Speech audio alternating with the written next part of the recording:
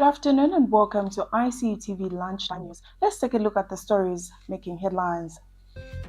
Stranded artisanal miners call for government help after conference. Vice President Nalumango breaks ground on COSAFA ethanol plant in Wansha. LCC partners with Go Green Zambia to plant 4 million trees. And in our international news, Chinese nationals jailed over kidnapping and forced labor in South Africa. In our sports news, Zambia under-17 set to defend COSAFA title and target AFCON qualification.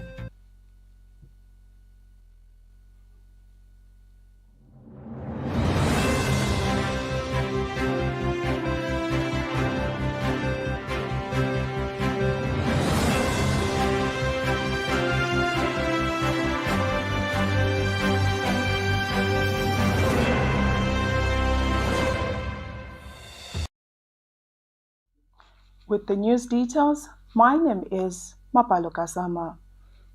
A number of artisanal and small-scale miners who took part in the recent ASM conference have found themselves stranded, claiming they have not received promised transport reimbursements or daily subsistence allowances.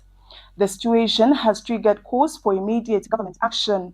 Miners from far-flung areas, including Lundazi and Mwinulunga, report being stuck since Sunday with limited access to food, water, or adequate sanitation. In an interview, several participants expressed disappointment over what they described as repeated and kept promises from the event organizers regarding their payments. The affected delegates are now urging the government to intervene and ensure they receive what they are owed without further delay. The ASM conference, which was officially opened by President Hakainde Hichilema at the Mulungushi International Conference Center, aimed to address key issues within the mining sector. But for many who attended, the experience has instead become a difficult ordeal.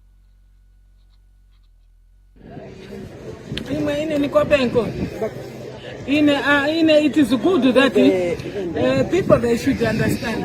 Community Chokera, we have got the children with our programs. This thing of keeping us, Wachokak workshop, conference, imagine, you are said Gukan of a president.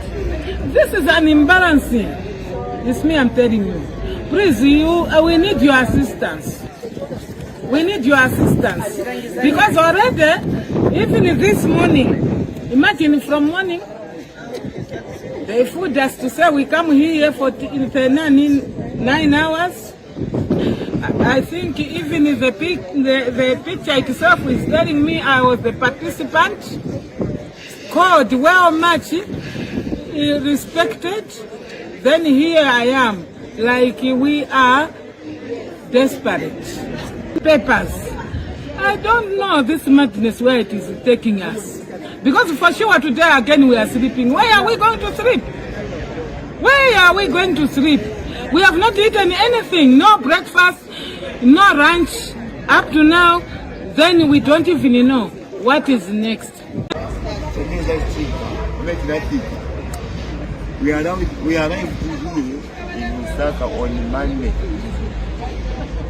We are unfortunately that we are told to come on Sunday, but we started work on Sunday. That was around 16 hours. Only that is very far. So after that, when we came, we arrived there at Mulungushi Center there. What happened is they registered us. We paid 100 kwacha a head. Then we entered the meeting. Again the following morning, that was on Tuesday, that was the second registration. Entering our names, phone numbers, and we signed. Again they want names. For what? And we are told to say, we will send you money in our mobile phones. But on our way going to our place, Vice President Dr. Lumango has described the upcoming Maposa Biotechnology Ethanol Plant as a crucial development in Zambia's pursuit of industrial growth and rural transformation. Speaking at the groundbreaking ceremony held in Wanshe District, Copperbelt Province, Dr. Lumango underscored the evolving role of cassava in the national economy. She says the crop, once considered primarily for food security, now holds significant promise for industrial applications such as fuel blending. Dr. Lumango notes that the project represents a rethinking of cassava's potential from a basic subsistence crop to a strategic asset that can drive rural empowerment, job creation, and diversified economic growth. The facility will produce ethanol, animal feed, and fertilizer from cassava and is expected to contribute to increased agricultural productivity and improved living standards, particularly in rural communities. Developed through a partnership between Zonkai International Limited, Musika Development Initiatives, and the Zambian government, the project is expected to impact more than 25,000 households by creating employment, raising incomes, and connecting farmers to stable markets. The Vice President called on cassava growers to take advantage of the opportunities presented by the plant, stressing the government's continued focus on inclusive growth and poverty alleviation. Once completed, the Maposa Biotechnology Ethanol Plant will mark a significant step in Zambia's broader strategy to modernize agriculture and expand agro-industrial capacity. The Lusaka City Council has partnered with Go Green Zambia to plant 4 million trees across the city as part of efforts to reduce Lusaka's carbon footprint. The initiative also includes waste management and waste-to-energy projects aimed at promoting environmental sustainability and clean energy generation. LCC Public Relations Manager Chola Mwamba says this collaboration aligns with the Lusaka Integrated Development Plan 2020 to 2030 and the National Urban Policy, both of which prioritize climate resilience and improved urban living conditions. Ms. Mwamba reveals that LCC's Department of Engineering and Infrastructure Services has endorsed the project, citing its potential to enhance public spaces and overall environmental health. She says the partnership reflects a shared commitment to building a cleaner, greener, and more sustainable Lusaka. The Lusaka City Council has partnered with a Lusaka-based non-governmental organization called Go Green Zambia to green the city through a massive tree planting exercise and waste management initiative. This partnership aims to plant 4 million trees across Lusaka, increasing green cover and contributing to a clean and healthier environment. This initiative aligns with the Lusaka Integrated Development Plan (IDP) and the National Urban Policy, providing a comprehensive framework for urban development and socio-economic benefits. The Lusaka IDP focuses on enhancing infrastructure, improving social services, and building resilience to climate challenges, covering a period from 2020 to 2030. The partnership will also establish waste-to-energy initiatives, reducing landfill volumes and generating clean energy. Additionally, public space management will be standardized and upgraded to improve livability, recreation, and biodiversity. The Lusaka City Council, through its Department of Engineering and Infrastructure Services, has welcomed the proposal, recognizing its potential to add value to the surrounding environment. Funding support for schools is making a tangible difference in classrooms and communities, and Dollar Girls National STEM Secondary School is a shining example. With the timely release of school grants, the institution has been able to implement innovative projects, enhance strategic planning, and directly support learners' welfare. Speaking on the Ministry of Education's EduTalk Zone platform, head teacher Mr. Innocent Chanda shared how these funds have enabled the school to put its development plans into action with clarity and focus. Mr. Chanda says through this support, the school has established a productive unit, including poultry and piggery farming, that supplements food supply and generates income through produce sales. The productive unit reflects the school's commitment to hands-on practical learning in line with Zambia's broader STEM education agenda. Mr. Chanda explains that the initiative goes beyond funding by fostering innovation, supporting learners in meaningful ways, and contributing to sustainability through the integration of education with enterprise. The experience at Ndola Girls STEM School highlights what is possible when financial resources are aligned with a clear vision for school development. It presents a compelling case for expanding similar models to other schools across the country. First of all, I would like to appreciate the government for increasing the grant. Initially, the grant wasn't enough. This time, there's what they call boarding grant, which has been added.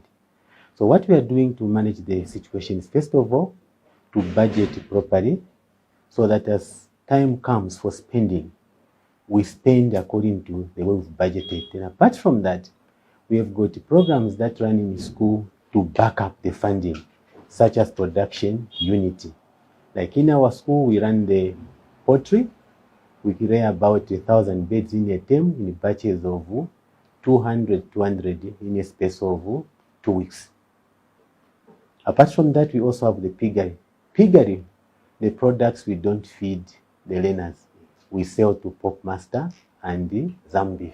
But for the chicken, we take that to the kitchen to feed our girls. So in this way, we are managing to feed the girls.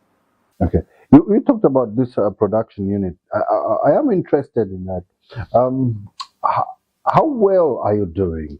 You have talked about selling. Would you tell us maybe how much the school has been able to generate, maybe in a space of 2 years, over the space of 2 years, or just 1 year, or just this year, from the sales of this pork? Like for this year, in term 1, we managed to sell about 10 carcasses of the pigs. Then for the chickens, I would say we sell only 25% in order to enable us to restock the poultry. For this term, I would say we've already sold about 5 carcasses. Then for the chicken, we haven't sold much because most of the chicken will have to go to the kitchen. So for pork, I would say on average, we raise in a term like 20 to 30,000 kwacha. Okay. That is very good. I say this because you are aware that production unit was relaunched in schools, and the directive was that all schools should have production unit. Acting Minister of Green Economy and Environment, Collins Nzovu, has provided an update on the pollution incident at Sino Metals Leach Zambia Limited in Kitwe, which occurred on 18th February 2025. Independent tests have confirmed that water supplied by Nkana Water Supply and Sanitation Company remains safe for drinking, meeting both local and international standards. The government has assured communities of its commitment to protecting both public health and the environment, pledging continuous updates and comprehensive measures to prevent long-term risks.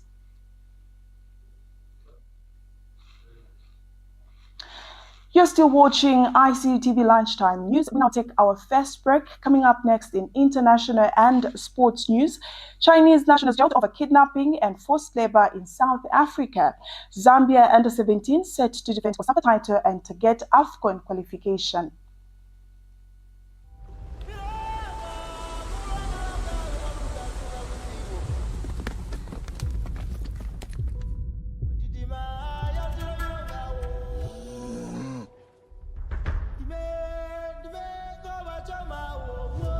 Bami wamwene kukupa basofu ate gift ya wedding wewe kabampo ga honto kweswa wei sebo buji bajita kuti humbwa wa arwa kumumpa muso ale they give one zo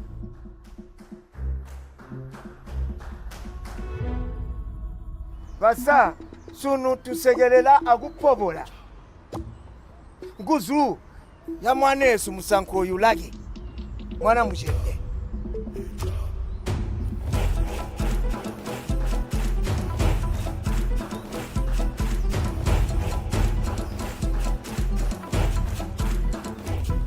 Tamtori ndira honeymoon. Honeymoon yansa yebo tuni kulya honeymoon ndete kuya kusaka ka kupange maloko mbo tuni kukhala amije. Kuno mudaro lo bagamba kuti utaka kuti nantaka mihi mu Lusaka. Ishi ndi mubwa. Itabaga ndijite claustration bagandi sibe buya. Baga kuyema jana.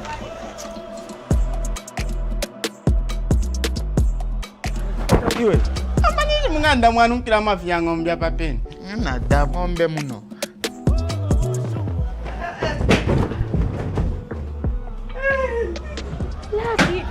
Lucky. Do you know me? Do you know my wife? Have you seen my wife?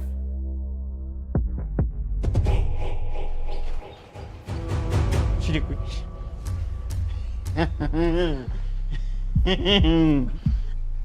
Urefu atoka ni mochari mpia. Maybe I should go to the doctors. Bambira ma doctor ati wabora hipondo tu. Ah.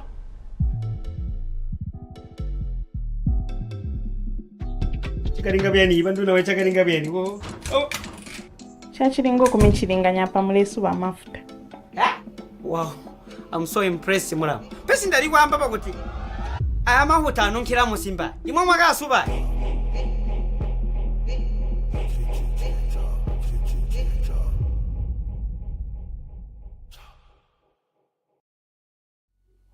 Thank you so much for staying with us. And now in our international news, 7 Chinese nationals who smuggled Malawians to South Africa and subjected them to forced labor have been handed 20-year prison terms each.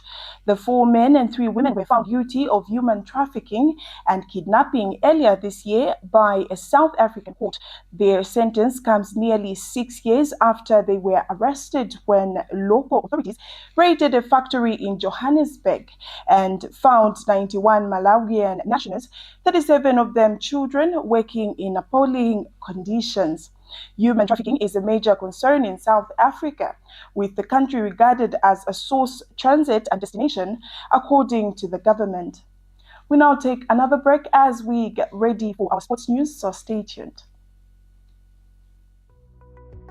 The Information and Communications University is driving the thrill for the nation in research and development. Enroll now for full-time and distance programs in the School of Engineering, Humanities, Business and Education. To apply, visit our website at www.icuzambia.net or call us on +260 211 221 662 or 0966 342 359. Sponsorship is available. Enroll now. Welcome back. We continue with the news. And now in our sports news, the head of delegation for the Zambia Under-17 national team, Chikonde Mbalazi, says the team is focused not only on qualifying for the Africa Cup of Nations, AFCON, but also on defending their COSAFA title.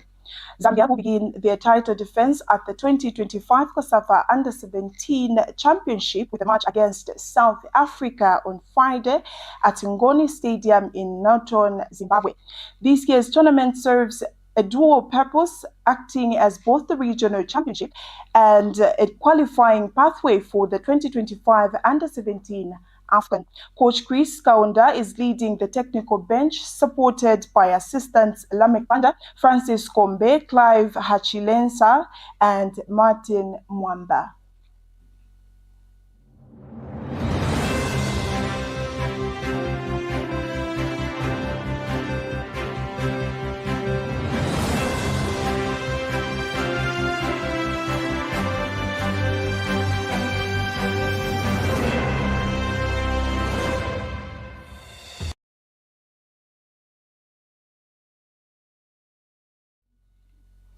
That sports item brings us the end of the lunchtime news, but before we go, a quick recap of the stories that made headlines. Stranded artisanal miners call for government help after conference. Vice President Nalumango breaks ground on cassava ethanol plant in Luansha. LCC partners with Gogreen Zambia to plant 4 million trees. And in our international news, Chinese nationals jailed over kidnapping and forced labor in South Africa. In our sports news, Zambia Under-17 set to defend COSAFA title and target AFCON qualification. Thank you so much for watching the Icu TV Lunchtime News. For more news updates, do catch our main news at 20 hours. My name is Papa Lokasama. Good afternoon.